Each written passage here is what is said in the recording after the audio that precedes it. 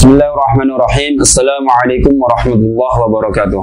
Alhamdulillah wassalatu wassalamu ala Rasulillah Muhammad ibn Abdillah wa ala alihi wa sahbihi wa wala wa la hawla wa la quwwata illa billah. Amma ba'du. Rabbi syrah li sadri wa yassir li amri wahlul 'uqdatam min lisani yafqahu qawli. Subhanaka la 'ilma lana illa ma 'allamtana innaka antal alimul hakim wa la hawla wa la quwwata illa billahil 'aliyyil 'azim. Allahumma aftah alaina futuhal arifin waj'alna khalisatan liwajhikal karim bi rahmatika ya arhamar rahimin. Melanjutkan keterangan dari Kitabus Shiyam halaman 452. Kitabus Shiyam halaman 452, Masailu fi wusulil aini ilal jawfi.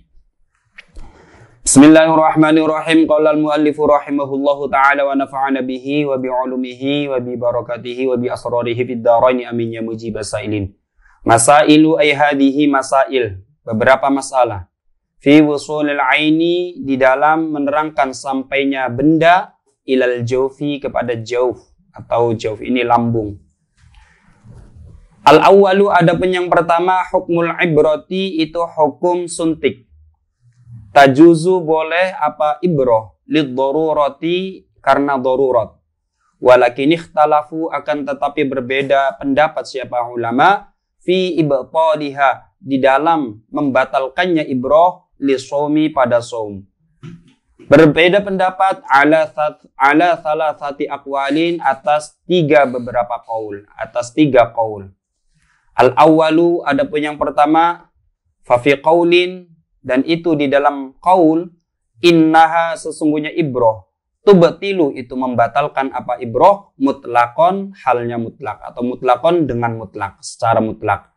Li'annaha, karena sesungguhnya ibroh, wasolat, itu sampai apa ibroh, ilal jawfi, kepada jawf, atau lambung atau perut. Athani, adapun yang nomor dua, wa fi qaulin, dan dalam satu pendapat, innaha, sesungguhnya ibroh, la tubtilu, itu tidak membatalkan apa ibroh, mutlakon, secara mutlak. Li'annaha, karena sesungguhnya ibroh, wasolat, itu sampai apa ibroh, ilal jawfi, pada lambung atau perut, min ghairi manfadhin, dari selain manfaat atau jalur tembus, maftuhin, yang terbuka. Jalur tembus itu yang halaman sebelumnya dijelaskan, yang dikategorikan manfaat atau jalur tembus yang bisa membatalkan puasa, ada mulut, hidung, telinga, kemudian kemaluan depan, kemaluan belakang. Sehingga kalau mata di sini bukan termasuk manfaat, kan gitu. Dan lubang yang baru seperti suntik itu bukan manfaat. Ats-tsalitsu, adapun yang nomor tiga, wa qaulin fihi tafsilun wa huwa al-ashahhu. Dan dalam satu pendapat, fihi tafsilun, fihi itu di dalam qaul, tafsilun, adapun perincian. Wa huwa, adapun qaul, al-ashahhu, itu yang paling, al-ashahhu itu yang ashah. Idza kanat, jika ada apa ibroh, mughdhiyatan, itu mengenyangkan, fatubtilu, maka membatalkan apa ibroh, as-shauma, pada puasa. Wa idza kanat, dan jika ada apa ibroh, ghairu mughdhiyatin, itu tidak mengenyangkan, fanandur, maka kita melihatnya dulu. Idza kana, jika ada, fil uruqi, itu di dalam urat atau otot, al-mujawwafati, yang berlubang, wahya al-auridah, yaitu urat-urat, fatubtilu, maka membatalkan apa ibroh. Wa idza kana, dan jika ada, fil adli, pada urat, wahya, adapun adl, al-uruku, itu urat-urat, ghairul mujawwafah, yang tidak berlubang, fala tubtilu, maka tidak membatalkan. Jadi pembahasan yang pertama, masalah yang pertama adalah masalah tentang sampainya sesuatu ke dalam anggota tubuh kita.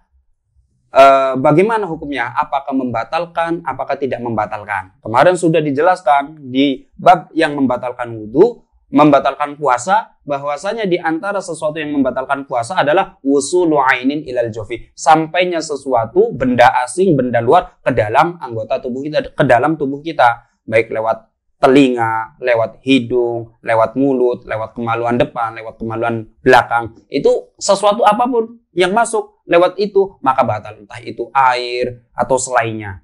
Ya. Kemudian di sini ada beberapa masalah yang masuk ke dalam jauf kita, ke dalam jauf lambung kita atau ke dalam perut kita, tapi berpotensi tidak membatalkan puasa. Dan ini pun nanti banyak sekali rinciannya. Baik, mari kita perhatikan yang pertama adalah hukmul ibroh. Hukmul ibroh itu hukum suntik. Suntik itu bisa kita artikan ya memang suntik yang kemudian di dalam suntik itu ada cairannya, atau suntik ini bisa kita mani sebagai infus, ya sebagai infus. Jadi infus itu kan yang disuntikan di tangan.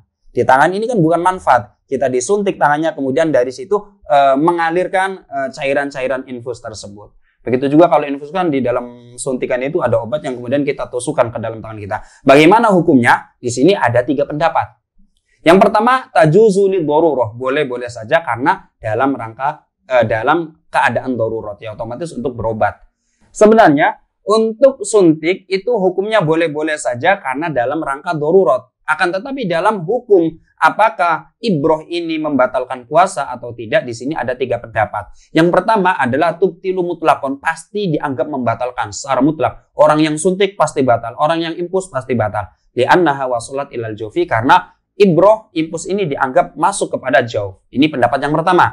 Pendapat yang kedua, innaha la tubtilu mutlakon, tidak dianggap membatalkan secara mutlak. Bagaimanapun kondisinya, ibroh, suntik itu pasti nggak membatalkan. Kenapa? Li'annaha wasolat ilal jaufi min ghairi manfadhin maftuhin. Karena infus ini atau suntikan ini cairannya ya yang kita masukin, itu masuk ke dalam tubuh kita, itu kepada jauf, tapi bukan melalui jalur manfaat maftuh. Manfaat maftuh yang tadi dijelaskan itu jalur-jalur yang terbuka di anggota tubuh kita yang bila kemasukan sesuatu akan membatalkan puasa. Seperti hidung, mulut, telinga, dan lain sebagainya.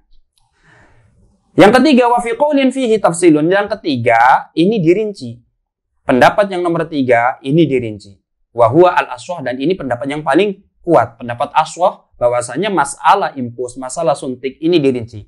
Yang pertama, idza kanat mughdiyatan fatubtilu as-shauma. Apabila infus atau suntikan ini dapat mengenyangkan perut orang yang berpuasa, fatubtilu as-shauma, maka ini jelas membatalkan puasa. Wa idza kanat ghairu mughdiyatin, kalau tidak mengenyangkan, maka fanandur, maka dirinci lagi menjadi 2 bagian. Diulangi, kalau mengenyangkan, maka secara pasti membatalkan puasa. Kalau tidak mengenyangkan, maka ada 2 rincian. Kemungkinan membatalkan, kemungkinan tidak membatalkan. Rincian pertama, idza kana fil uruq al-mujawwafah, apabila infus atau suntikan ini terdapat pada urat-urat atau otot-otot yang memang berlubang, otot-otot yang ada jalur tembus kepada jauf, urat itu ada lubangnya dan tembus kepada jauf kita, perut kita, maka fatubtilu, maka juga membatalkan. Tetapi wa idza kana fil adol, apabila suntik atau infus itu terdapat pada adol itu adalah wahya al-uruq ghairul mujawwafah, yaitu urat yang tidak berlubang, urat yang tidak bolong, memiliki jalur tembus kepada jauf, maka fala tubtilu, maka tidak membatalkan. Wallahu a'lam bishawab.